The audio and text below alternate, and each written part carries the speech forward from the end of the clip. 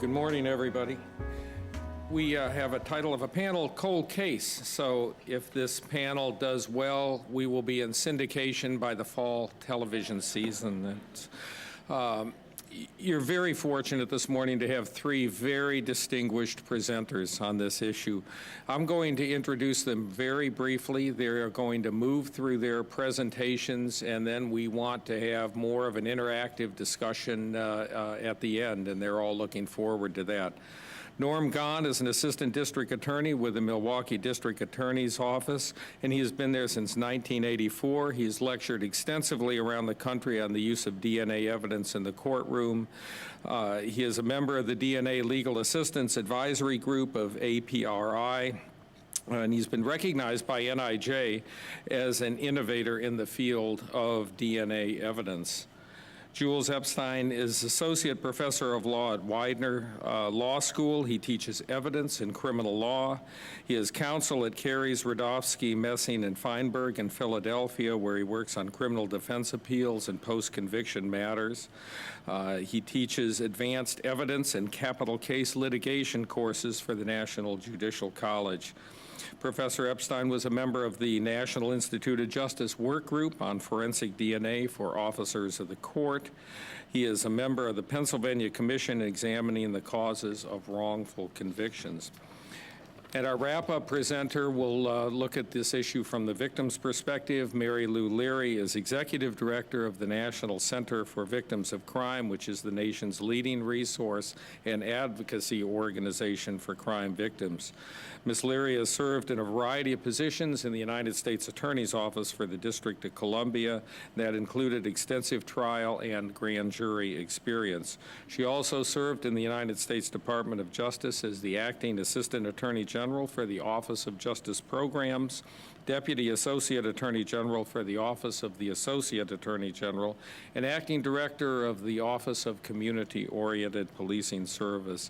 I'll turn first to Norm, and they'll move through their presentations. We look forward to your discussion. Thank you. Good morning. I would like to thank the conference coordinators and NIJ for inviting me to come and present. It's always such a nice compliment when you're asked to come and present in front of your peers, and I appreciate that. And I also appreciate having these last two beautiful spring mornings down here. Coming from Wisconsin, this is just beautiful in the morning and take my walks. Back in 2001, we had a pretty massive new legislation driven by DNA put through in Wisconsin. We put through our post-conviction DNA statute, and there were a number of other changes that we made to our statutory scheme. One of the things where I saw some parallels for the prosecutors and the Innocence Project cases was in the time limitations. Our statute in Wisconsin for post-conviction motion basically removed any time limitations. They can bring those motions and are not restricted by the time. As a prosecutor, we also felt that we should not be restricted by time limitations in the cases that we would like to charge and prosecute. And there were two ways that we've done that in Wisconsin. One was legislatively for our first-degree and second-degree sexual assaults, where we've basically done away with statute limitations in those cases when you have DNA evidence. But also we liberally use John Doe warrants, especially in Milwaukee County, to preserve jurisdiction and issue that criminal complaint and warrant for arrest prior to the expiration of the statute limitations. In Wisconsin, this would be an example of the caption of this is John Doe number 21, and you just put in the alleles, the genetic marker and the alleles at that location. As you can see below the caption, we issue John Doe warrants for robbery. We do it for sexual assault third degree. Our legislative changes only accounted for first and second degree sexual assault. We do them for burglary, you can see, and we also do them for misdemeanors. And it's been very interesting when we get these cold hits well after the statute of limitations on cases that we have, preserved that jurisdiction. We have 2 appellate court decisions in Wisconsin upholding the use of John Doe warrants. Basically, the appellate courts have ruled that the DNA profile is a proper description, and it describes a person with particularity, and also the issuance of it prior to the expiration of the statute of limitations that commences the prosecution. So with those favorable decisions, we also oftentimes run into cases where the statute of limitations has expired, or for some reason we can't charge the case. The victim is left, the victim is uncooperative, but we still complete that investigation in Milwaukee County. We finish it all up. I ask the crime lab to do the confirmation sample. We go up to the prison and talk to the individual. And we make a nice package and send that to the parole board. And the parole board has been very pleased with getting that additional information. Although we couldn't charge it, we basically give a complete case that's been fully investigated with a DNA match showing that this offender, this prisoner, also committed this one. And we do that for purposes of potential other acts evidence and also maybe the basis for sex predator. So again, we believe this DNA is truly a gift. It's a true gift to us, and we should use it and use it aggressively as prosecutors. I'd like to tell you a little bit about a trial I just finished last summer, and it was our John Doe number 5. And back in 1994 and early 1995, we had an individual was attacking women and at gunpoint, dragging them off the street to a secluded area, and sexually assaulting them. It was a vaginal and oral assault. And the description of the individual was remarkably similar that each of the victims gave. And each of the victims were taken to the Sexual Assault Treatment Center in Milwaukee, where the nurses gathered the evidence, and that evidence was sent to the crime lab. And back in 1994 and 95, of course, our crime lab at that point was doing their ABO enzyme testing. It wasn't until the following year, I believe, or the year after that, they went to their RFLP. So we really didn't have much to go on. And, but that case was, as I say, back in 1994 and 95. What happened was that as the years, I think it was about 97 when our crime lab was really ramped up for RFLP, the police took all those cases back to the crime lab, resubmitted them, and said, look at all these again. And what happened was that they did develop a nice RFLP profile, which allowed me to issue a John Doe warrant before the expiration of the statute, and this was our John Doe number 5. And I had a nice, at 6 genetic locations, RFLP, all those 5 incidents matched. So we knew we had a serial rapist in Milwaukee during that time frame. And I issued this warrant, this criminal complaint, along with the warrant on March 16th of 2000. Let me, will this go backwards? Yes. Okay. And as you can see, the first incident was, March 27th of 1994. And I issued my warrant for arrest, or the extradition order, and signed by the judge on March 16th of 2000, 11 days before the expiration of that statute of limitations. And that's basically how things stayed. As with our statute, again, there's so many parallels. When I have done so many cold cases and cold hits, the parallels really are remarkable, where there was a change in technology. So in 2001, our crime lab converts to STRs. So again, we want to send everything back to the crime lab and have it redone. And our post-conviction statute in Wisconsin also clearly states that if there is a better technology or other results were inconclusive, certainly that can be part of, a reason for allowing the post-conviction motion and for having the testing.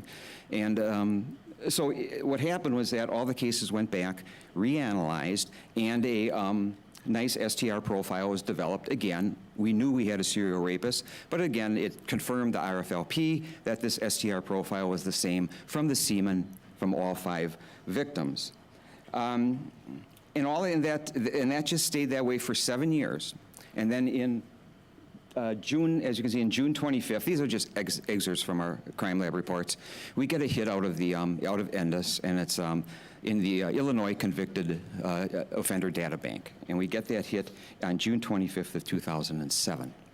And when they did some checking, and by the time our crime lab and our people in the data banking get in touch. I think Illinois was in Springfield. I think that's where their data bank is. And get all the reports and everything together. It was late July. And I wanted to find out more about Mr. Washington, and he had been released. He was released in May of 2007.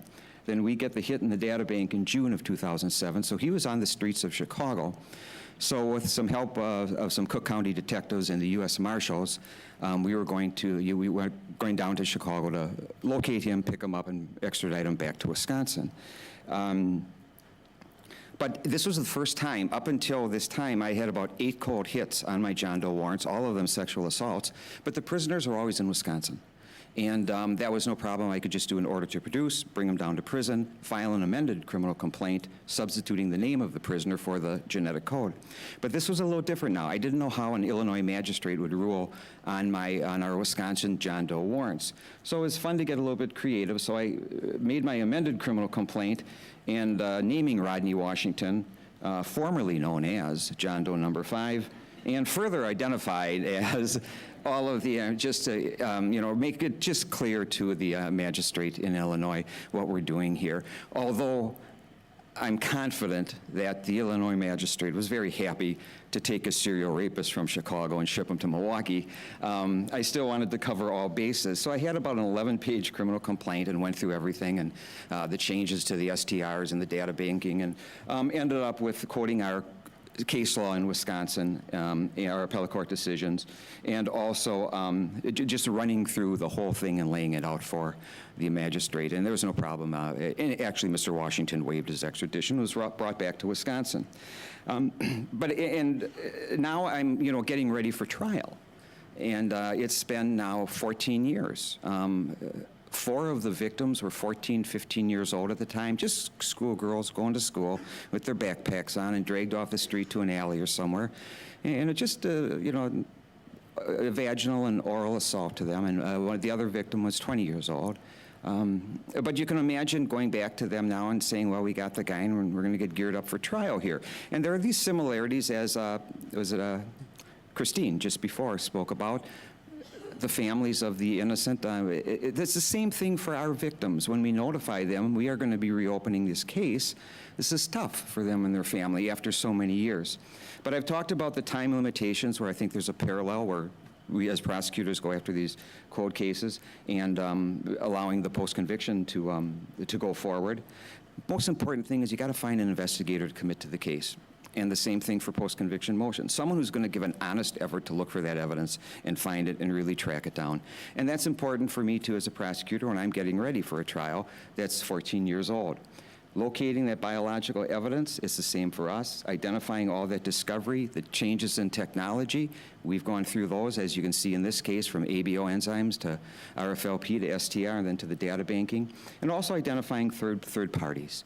I want to exclude all the possible third parties before I get to trial. In the post-conviction phase, you want to look for third parties. You're hoping to find a profile, a different profile from the person you believe is innocent, and that profile points to someone else. So again, remarkable similarities, whether you're doing a cold case, prosecuting it, or you're looking at a post-conviction motion case. Finding all the discovery is very tedious. It's tough. You've got to get it together. I've got to read and know all about those ABO enzyme results. I want to know about the RFLP. I want to know about STRs. I want to read every report, and so would you. So would anyone else on a post-conviction motion. You have to look at those. They give you all sorts of great information about this case, where it's been, and what was tested and what wasn't tested. Very important. You have to put it all together. One of the reasons I like John Doe warrants over the legislative changes is because it forces me as a prosecutor to get that case before the statute expires and put it all together. And back in 2000, before I issued the John Doe warrant, I had all of this done, knowing that someday we would get a hit out of the data bank. And 7 years later, I don't know if I could have accomplished getting all this if I had let the 7 years pass and not go after it. So all of that was put together, and we're in pretty good shape. Again, you have to read all the ABO enzyme. One of the things, too, we have a serial rapist who is operating in Milwaukee in 94 and 95, and you know from experience the police are picking up people, getting blood samples from them back then. Their anonymous tips come in.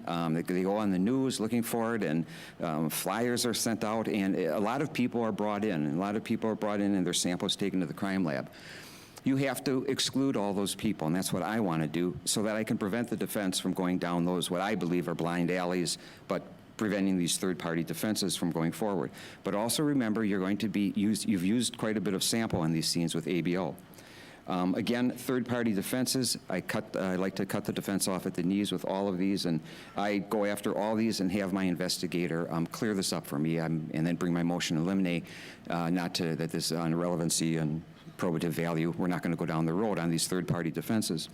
But you're also looking for, what you're looking for is that third party in the post-conviction motion that's going to point to someone else other than your client, and that's what you're looking for. I'm doing it to keep it out, not to confuse the jury, and to have a nice trial. But that's what happens, and you've got your old RFLP reports. You have to go through those. And here's a point that is so I found over the years, whether I'm working on a post-conviction case, looking for evidence, the success that we have had with these DNA return packets. One thing, when you're looking for evidence and you're told it's destroyed, just be aware that when the crime lab finishes up, they take all their little extraction tubes and they put them into these envelopes. I think Major Whitman spoke of this yesterday, and send it back. Depending on who may get that at the evidence room, may not know what to do with it. And as we found at one point, a whole bunch of these return packets in a box. They now get married up to the case, but they may not get married up to the right inventory number. So you really have to search, whether this is post-conviction or I'm getting ready for trial. You've got to really search, because stuff gets lost, it gets misplaced, and just put in different locations. But the return packets are important, and it's something to look for. And when I sent them out, those return packets, back to the crime lab, and I did that in August of 2007. And you may wonder, why did I send that one out? And what they did is, I wanted a profile, and they used the extraction tubes from one of the sexual assault cases. The reason being is that changed when we had all of our STR profiles on the evidence. They used profiler, co-filer. When we finally brought Mr. Washington back from Illinois, our crime lab was using PowerPlex 16. And again, knowing the defense bar, I wanted one of those evidence samples to also be tested with PowerPlex 16, so that no one could get up and say, where are the pentas? Did you test, my client had these pentas, did you test the evidence for pentas? I'm kind of a crazy man. Thank God I'm blessed with a wonderful crime lab that's very cooperative and very helpful and will do these things for me. But it is important to cut that out. I wanted to have the pentas on one of the evidentiary samples, and that was gotten from the extraction tube. And there are a number of cases that I've been involved in. Those extraction tubes, from what the analysts tell me, they just put a little TE in it, I think it is, at the buffer, heat it up, quant it, and off you go and run it, and a lot of great success. And I'm just going to end with, there's one thing that we also all agree on, is just what you're doing, especially in the sexual assault cases. You're reopening some tough stuff for these victims. And I have down there, will she show up for trial? For my trial against Mr. Washington, I was 4 for 5. One of the victims, she just couldn't go there. She kept saying yes, yes, yes, but the day of trial, nowhere to be found, no answering the cell phone, no. And later on, talking to her, just couldn't do it. Could not go there again, could not relive that case, and it's understandable. It's understandable. But Mr. Washington was convicted of numerous counts of sexual assault and received 100 years in our Wisconsin State Prison. So thank you for your very kind attention.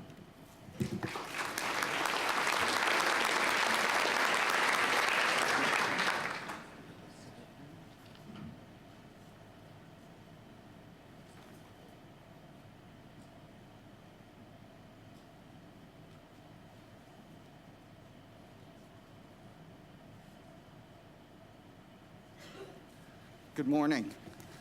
I asked to follow Norman Gahn because I thought the most important lesson, not that he doesn't have many, is that cold cases, old cases, can be tried and can be tried quite well.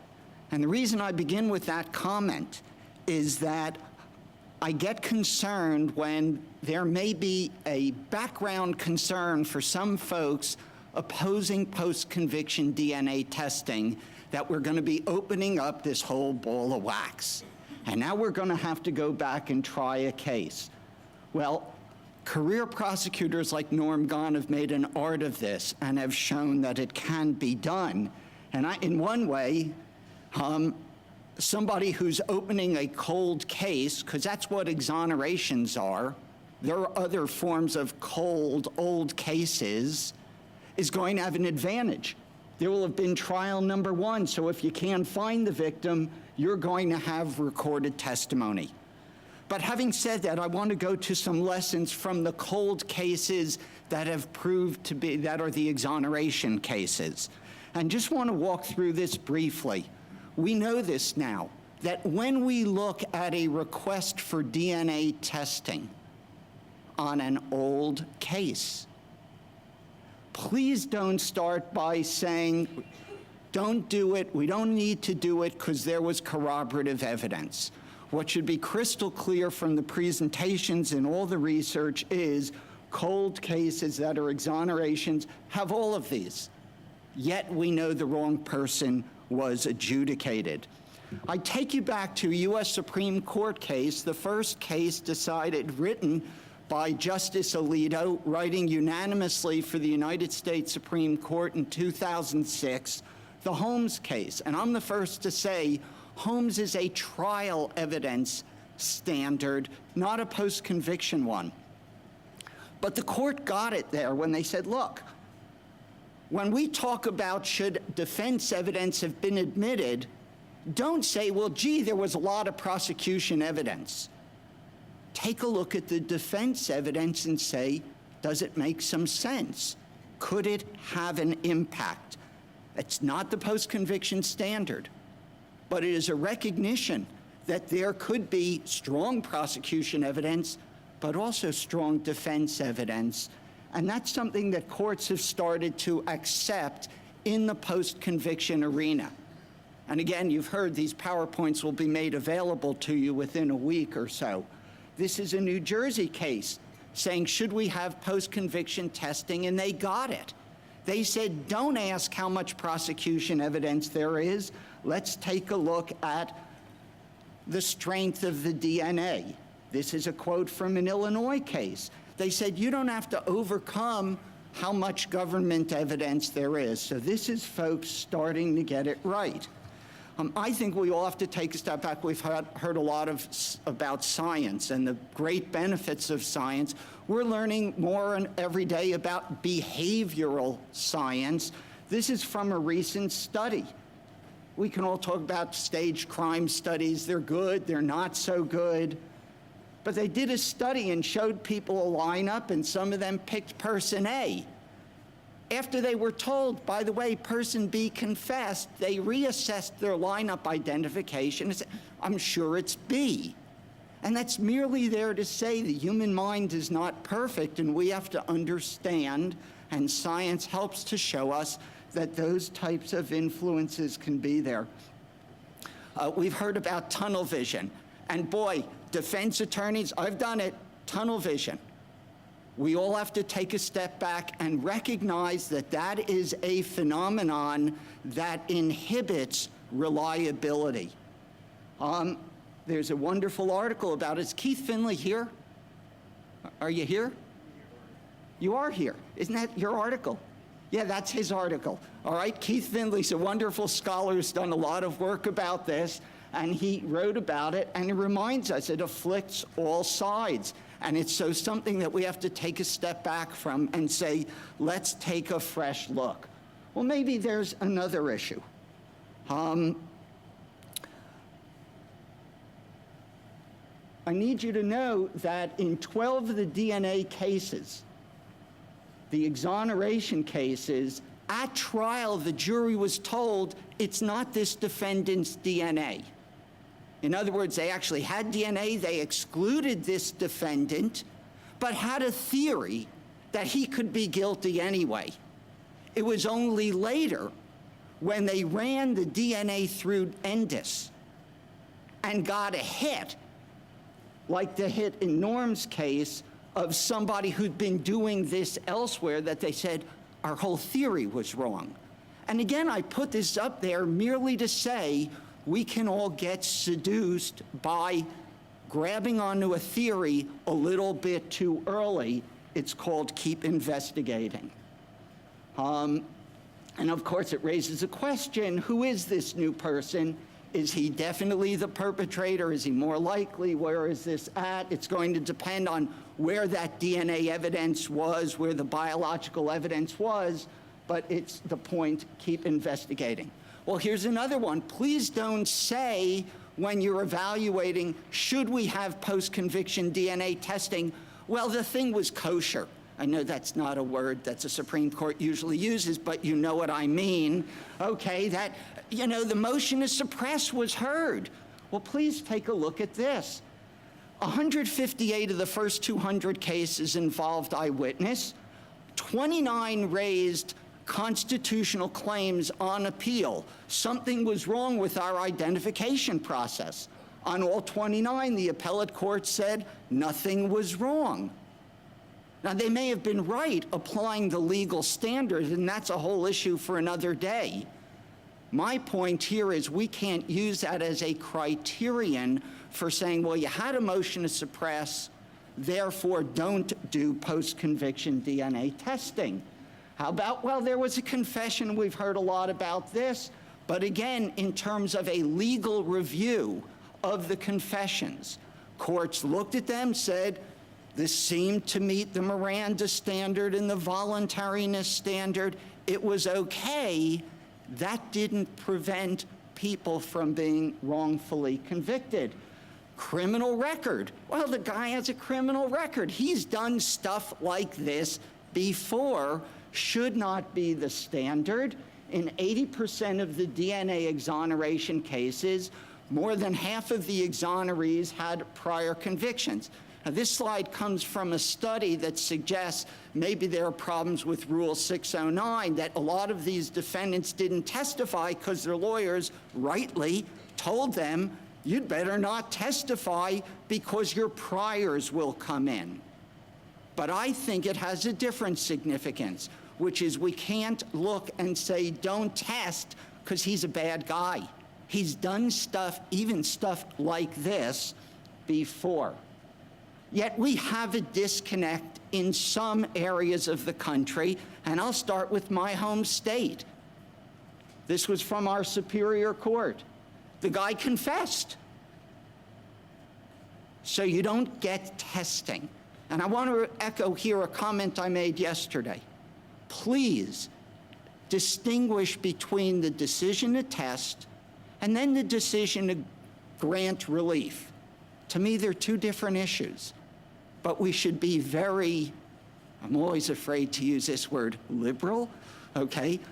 Very open in terms of the, at least let's test, and if it's not this defendant, let's do the second test, which is check the database. This is a Tennessee case.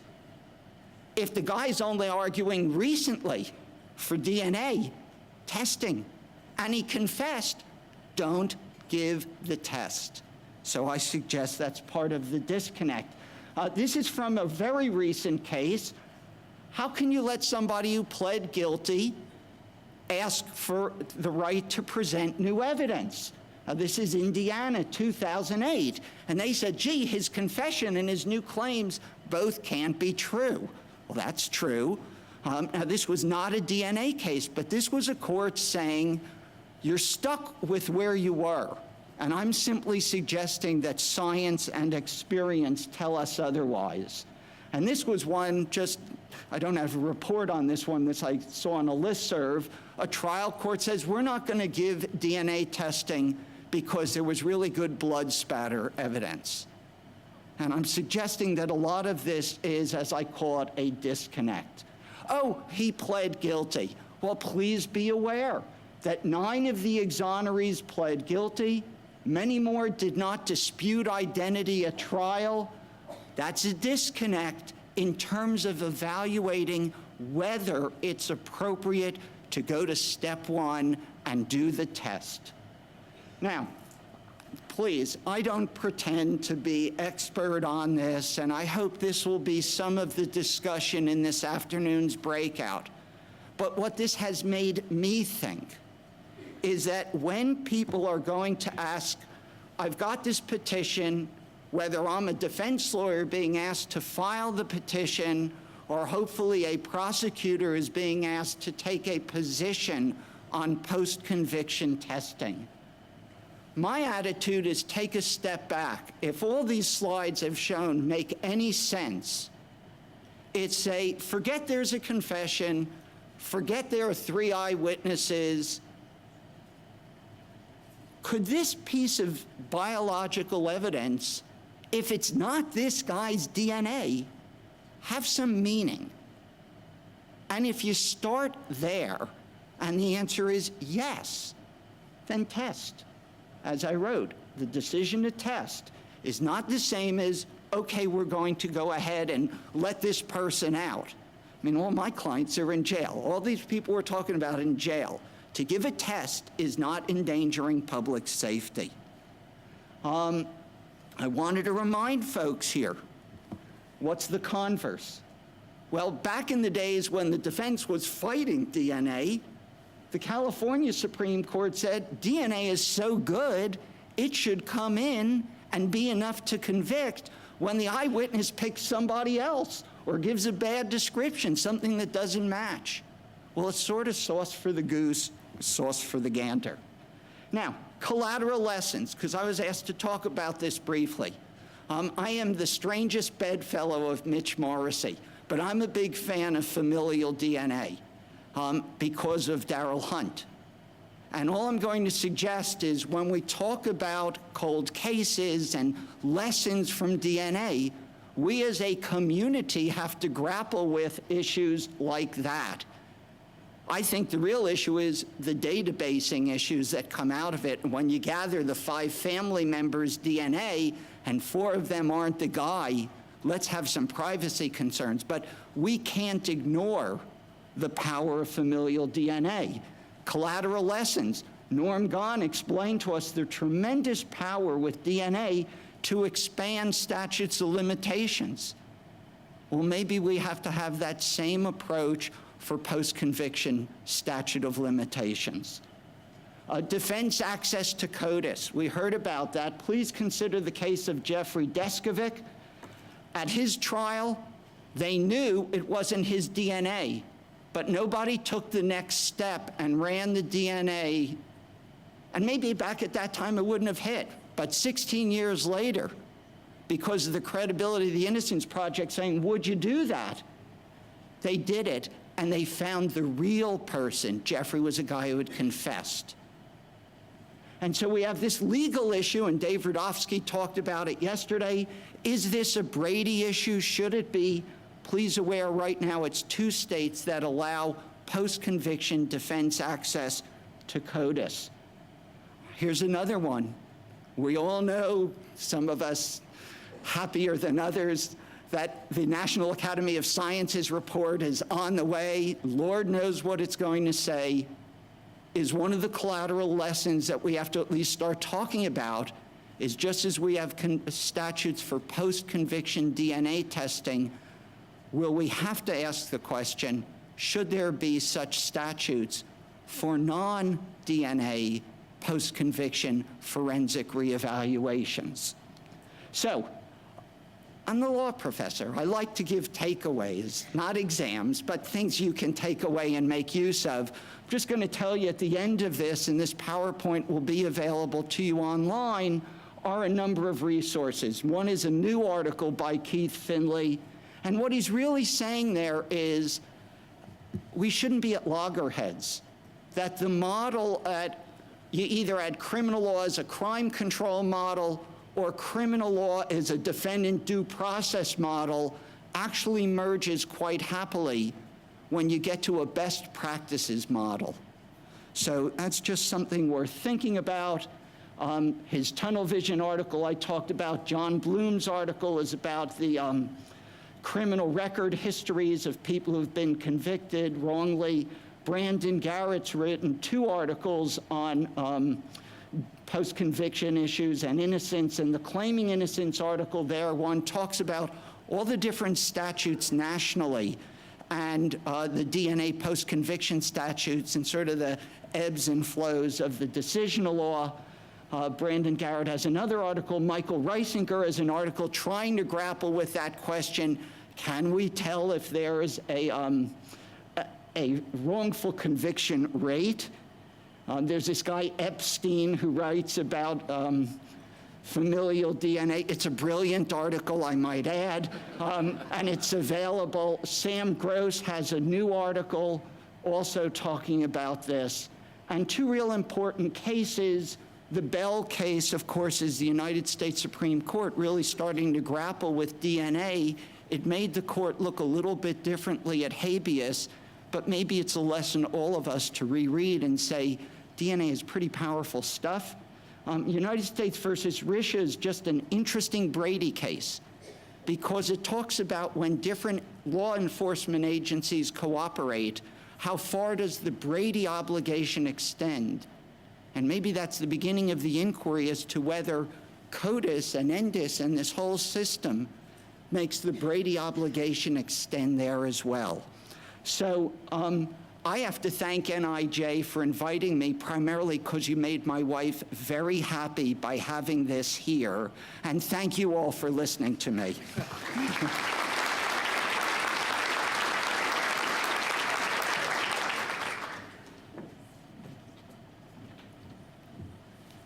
Good morning, everybody. I'm happy to be here because of this nice, relatively nice weather, too. I'm from Washington, D.C., where it was pretty darn cold for the inauguration last week. But regardless of your politics, I think you really have to agree that the warmth of the spirits and the profound effect of the international support for this country and for our new president was just overwhelming. And I'm looking forward to a real focus on issues of justice and social justice in the coming administration. So it's my political ad. I'm the director of the National Center for Victims of Crime. And at the National Center, we've learned quite a bit about the impact on victims when we prosecute cold cases, when we revive cold cases, or when you have post-conviction litigation involving DNA or whatever else. We learn it by coming to meetings like this, reading and so on, but I really want to share more of what we learn directly from victims and hearing the voices of victims who call our toll-free helpline every day, over 30,000 calls a year. And that phone number is 1-800-FYI-CALL, and I give you that number because everybody in this room works directly with victims, or your work indirectly affects victims, and you may run across some who don't know where to turn, don't have anybody to talk to, need information, and they can call us. Anyway, I want to share a phone call that we got about a year and a half ago, and it's the adult child of a homicide victim who called our helpline, and this was in the context of an exoneration. She called the helpline, and she was crying almost hysterically, and all she could say was, "They're letting him go. They're letting him go. Now what should I do?" And we talked more with her, and it turned out that this caller's mother had been murdered decades ago when this caller was just a child. And this man had been convicted of that murder and was serving a long sentence. And it took many, many years, but the family members felt as if they finally had put their lives back together and had moved forward and had gotten as much closure as you can ever possibly expect to get in a situation like that. And now she was just stunned to learn that the person who had been convicted of this crime had been released after decades behind bars. And just as legitimate as the pain and the wrongfulness of that wrongful imprisonment, conviction and imprisonment, were the anguish and the unanswered questions of that caller. Are they going to find the person who really did it? Are they even looking? Why is my family going through this? And why is my mother's memory being trashed like this? I can't deal with this. I can't relive this, and yet I can't escape it. And why, in God's name, did I have to find out about this through the media? And shockingly enough, that does happen. And there are plenty of people who could share the blame for that. But there are many, many victims who are not getting the kind of information and sensitive treatment that they need.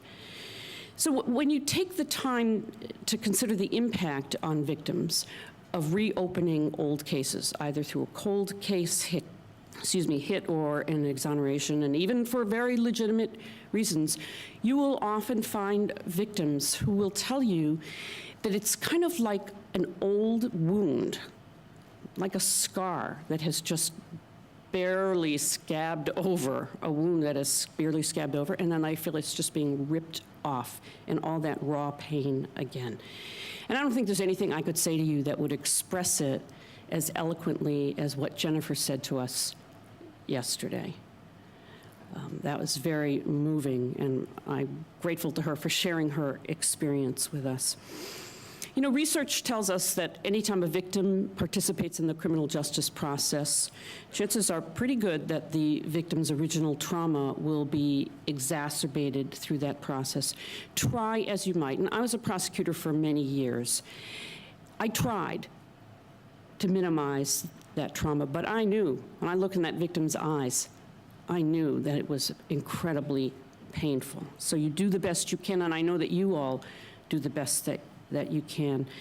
You know, we know what that phrase, being re-victimized by the process, means. It means being disbelieved. It means being cross-examined, sometimes in very brutal ways. It means being left out of the process, which is really what victims very often experience. They are oftentimes a piece of evidence, just like the test results or the hat that was found at the scene. They're treated like a piece of evidence. And unfortunately, in the post-conviction context, they are often treated the same way. So I'm saying this not to beat you over the head with the victim's trauma, and certainly not to minimize the gross injustice of spending time in prison for a crime not committed by the incarcerated person. But I just want to call to your mind the reality of what a victim experiences. So bearing that in mind, I just want to make some suggestions to you about ways that we all can work, and it's so important for us to work together to minimize the trauma and the pain, the inevitable pain of reopening old wounds through a cold hit or a post-conviction exoneration. I think one of the most important questions we have to ask ourselves is, what about notification to the victim? Who should do it? When should it be done? How should it be done? And perhaps most importantly, then what? And you heard Jennifer say yesterday, these folks didn't just drop a bomb and walk out of the room on me. So that question of then what is also really critically important. When do you notify the victim? If you are involved in an exoneration situation where you're investigating post-conviction, I must say I really applaud the Innocence Project for their policy of not going to the victims. It's very important that you have people who are trained in dealing with victims, who will hopefully understand this individual victim. And anybody who is approaching a victim in this context, and it's terrific if you have a good relationship with the victim in the first place. You know, a case, even a case that occurred many, many years ago, the detective might still be around, and thank my God, if we're so fortunate to have a detective like Detective Abel, who worked with Jennifer, that person should definitely be involved, and a victim advocate. Great if you have the one who was originally involved, but you need an advocate. You really, honestly do. And take into consideration the victim's individual circumstances, their fragility, what do you know about their mental health, about their family situation, and so on. Take all of that into consideration and make a considered judgment. I personally don't believe that there's a flat rule about when to notify and who should notify. I think these things all have to be considered on an individual basis. And some victims, for instance, should be told as quickly as possible, as soon as possible. And some, in the exoneration, the post-conviction context, for instance, maybe it's not such a good idea to notify when you get a request from someone who's incarcerated for DNA testing, because perhaps nothing will come of it. It's all, you have to really think about this on a case-by-case basis. But anyway, you know, I want to tell you one little story about this. Think about it and be careful. A friend who runs a post-conviction witness assistance unit got a case, and there was a cold hit, a DNA hit in a cold case. And so got the detective together, and it had been many years, and they thought this victim is going to be so happy. And many victims are happy to hear that finally the person they've been dreaming about, as Jennifer described all these years, has been found, and then they can expect justice. But don't be surprised, because that's not always the response. This guy took the detective, and they went to the victim's apartment, and they knocked on the door. They said, "We're here to talk to you about the case."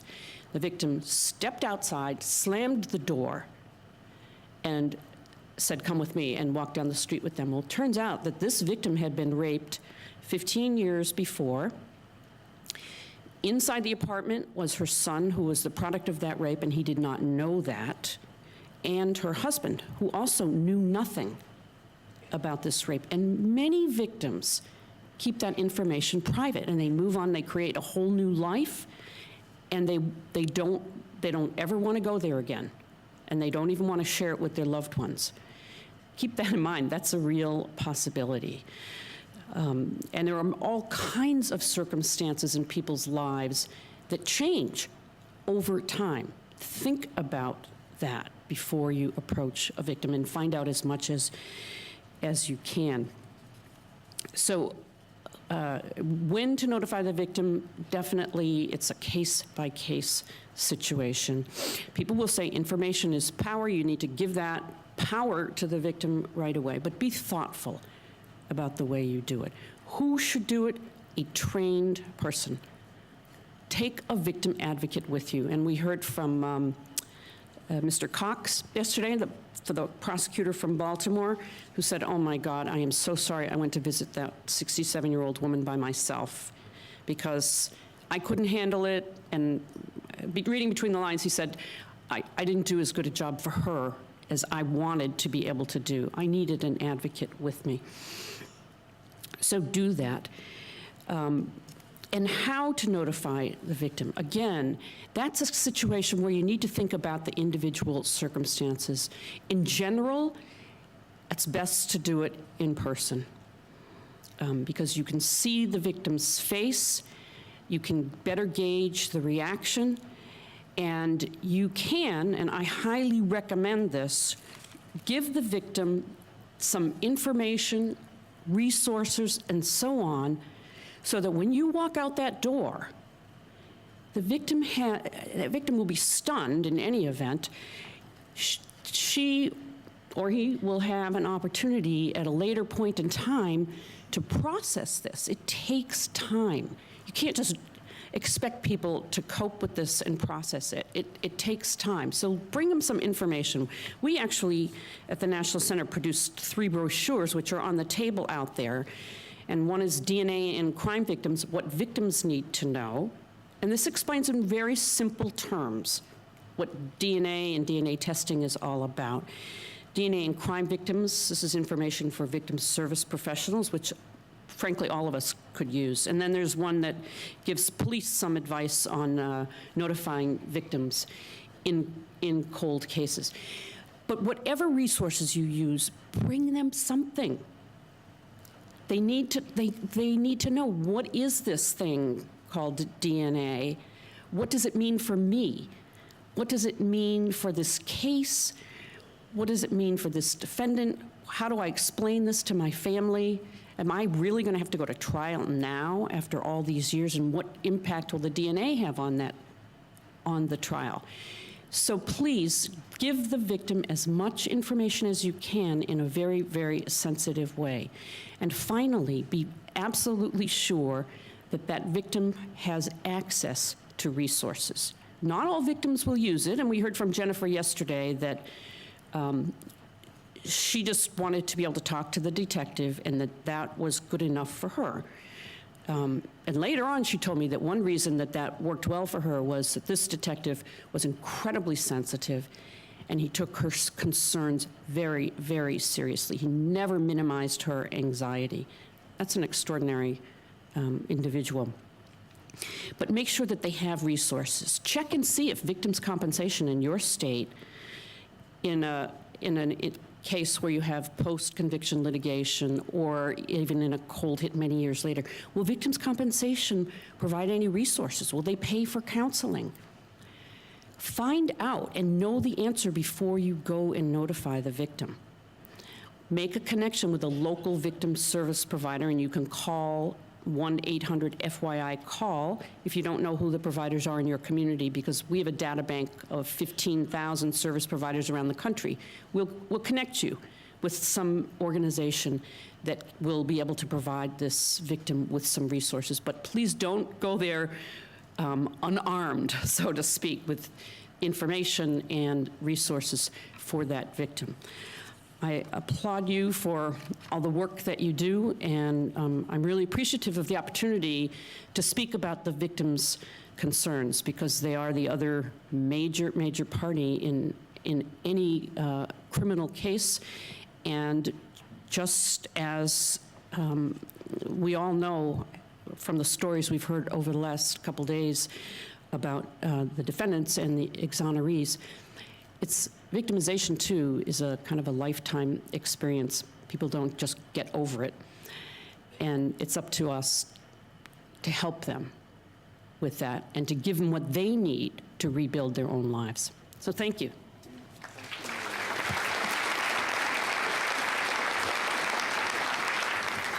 We started a bit late, and so we want to make sure that as you line up for questions to the panel and discussion, they really welcome that. So if we could go ahead and take those questions. And while you're doing that, I was asked to make a couple comments from the law enforcement perspective.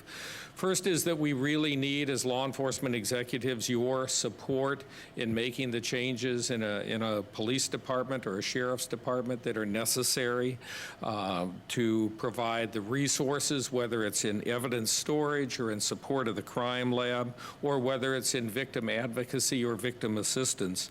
Also, changing the culture of a police department, as one academic who studied police departments likened it to bending granite. And so, and that may be actually easier, but this Christmas I was given an entire season of The Wire. I had never seen one segment of The Wire.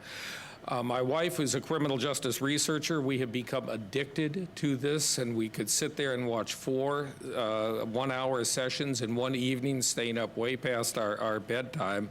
But the major in charge of the Baltimore Homicide Squad has one thing every day in every segment in this first season, and that is, what is the clearance rate? How many homicides have we closed?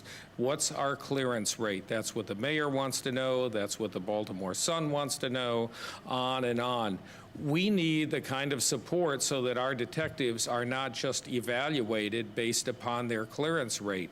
We need the kind of support where detectives actually would get an award from the department for working as hard to get the wrong person out of jail, hopefully shortly after arrest and not after conviction, but they would get a recognition and award for that as much as for solving a true mystery.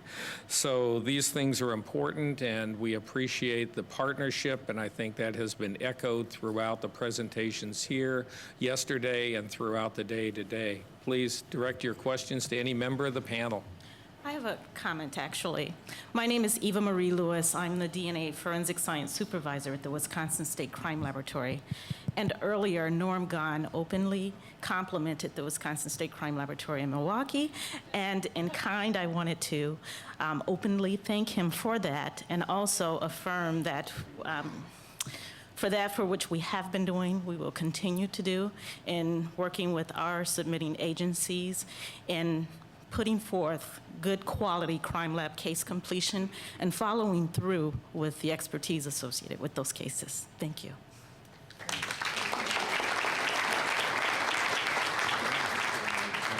My name's Connie Milton. I'm also a crime lab supervisor in San Diego, California, and I just wanted to clarify something that, Jules, you mentioned and is also in our little handout here, and that is about the CODIS and ENDIS rules about what's eligible to go into CODIS, and how it says here that there's only 2 states that expressly permit the entry of crime scene evidence, and I just want to clarify what the CODIS and ENDIS rules are.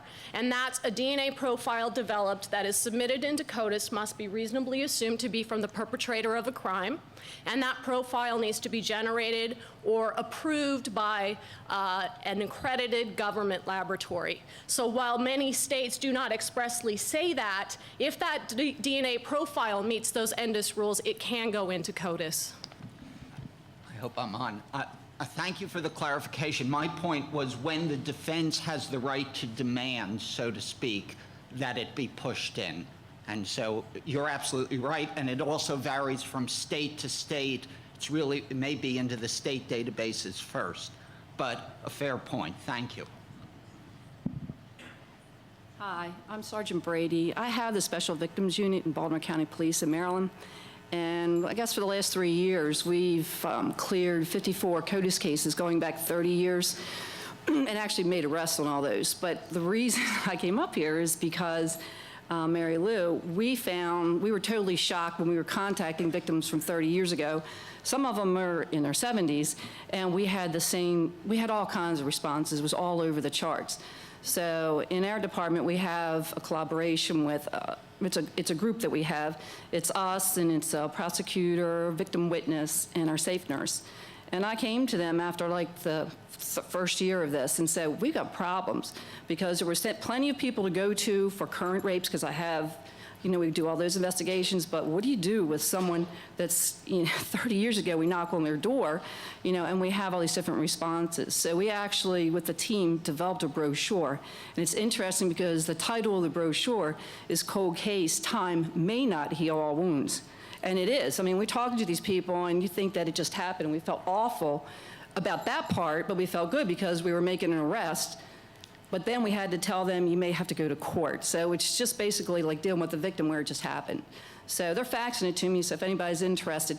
And the other part we had with this, our victims are all over the country, and one's in New Zealand. So we had to make sure in this brochure, we put a number in there and a website, so no matter where they live, they can still get help. So just thought I'd throw that out. Thank you so much. I'd love to see your brochure. And you can also use our database if you're looking to find a victim service provider someplace else. Victims have they've oftentimes relocated, and there's nothing like a reality check to truly understand that victims have all kinds of different responses to this, and you got to be prepared, and you better have somebody with you who understands how to deal with those reactions and how to help that victim.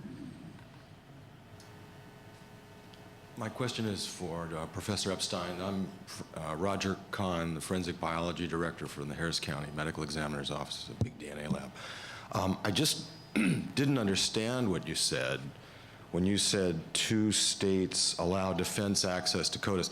That's all. I'm not going to guess. Just curious. In terms of post-conviction proceedings, 2 states apparently have legislation that allow the defendant to go to court and say, for example, they did this test, it's not my client's DNA, there's this profile, I want it uploaded because maybe it will lead to third-party evidence. That's what I was trying to express. You're like many of my students, they also don't understand a word I say. So, but I hope I did it better there. No, I understood everything. I'm just, no, wait a minute. Just so that the discussion can continue and make some sense of this, everything we do goes in. So I'm trying to think of a circumstance where it wouldn't, and the 2 states came to the rescue with legislation to fix that. Now, the only caveat is it has, well, I guess 2 caveats. It has to be eligible, and there are rules that you just heard about, you know, it has to be clearly from a perpetrator. It can't be, well, maybe it was the victim or the husband, you know. That kind of stuff isn't allowed in CODIS for real good reasons that we all get. And the other is if the laboratory that produced the profile isn't accredited. Okay. My understanding is maybe not in terms of, I hope the correct phrase is a keyboard search. It's another, am I right there? I think that's Right. That, in other words, the defense gets a report back, we've done post-conviction testing, or like in the case of the guy Jeffrey, 16 years ago, we already knew it was such and such a profile, not this defendant's. And the defense is saying, well, will somebody check that against the database? There is not a mandate nationally that that be done at a defendant's initiative or request. Some would argue that's part of the Brady versus Maryland, is there a due process right? 2 states have said, if the defense comes to court and makes that kind of a showing, we'll order that it be done. Wow. I can't see why anyone would object.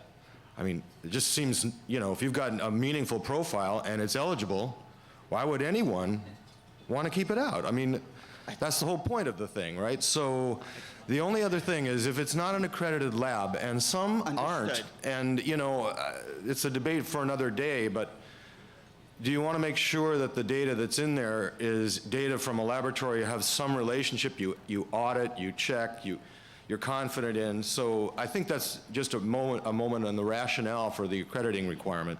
But other than that, who could disagree with that? I hope that's the sentiment. Thank you.